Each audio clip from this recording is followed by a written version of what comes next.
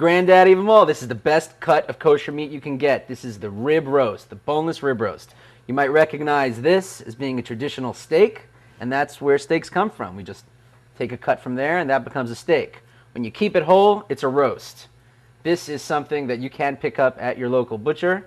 It's moderately priced for what it is. It's a really high quality cut of meat. What makes it high quality? First of all, look at this marbling. You see how you have little speckles of white fat in there that helps moisten the meat as it roasts. You see that it's not too fire engine red, which means it's too young and it hasn't aged at all. It would be tough. This is really a wonderful cut of meat. For a roast, you'll notice they leave a bit of fat on there that helps baste the roast.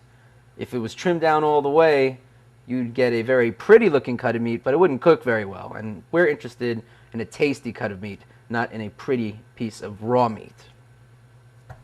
Let's begin. Now, details are everything when it comes to good cooking. So there's very few ingredients, but we're going to pay very close attention to what we're doing.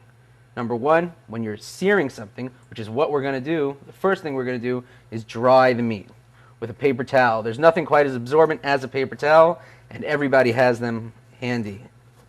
So we're going to dry that. That'll be our first step.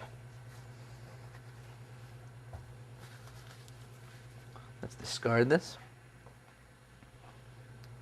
The next step is to preheat our pan and make sure it's getting hot. That will take about 4 or 5 minutes. Next step, choosing the right oil. Grapeseed oil is an excellent choice.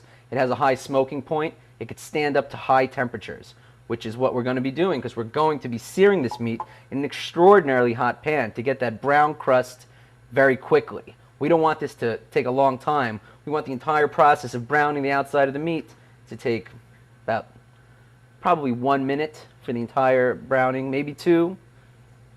So we're going to start by just coating the roast in oil.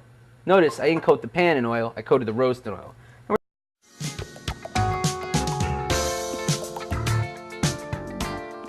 Hi, today we're going to be making a beautiful tri-colored orzo, which is a wonderful side dish that is wonderful because it can be made during the summer or during the winter.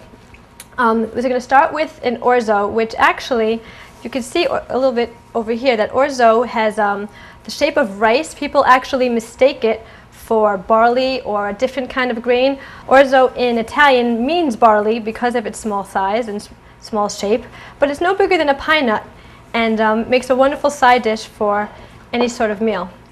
The orzo we're using is infused with spinach and sun-dried tomato. The vegetables we're going to use for our tri-colored orzo all complement the colors of the pasta. We have the green zucchini, which complements our spinach pasta.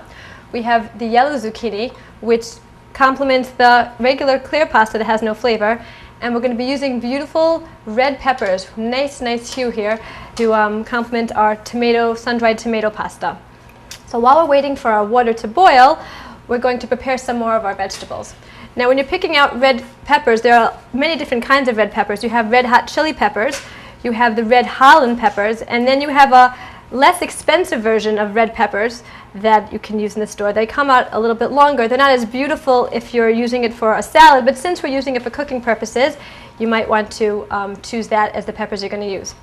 Now, peppers have a lot of seeds inside, and sometimes when you're cooking, there's not as much time to start cleaning things out. So you try to, using your knife, slice through the pepper, not too close to the beginning or to the end, to avoid the seeds inside.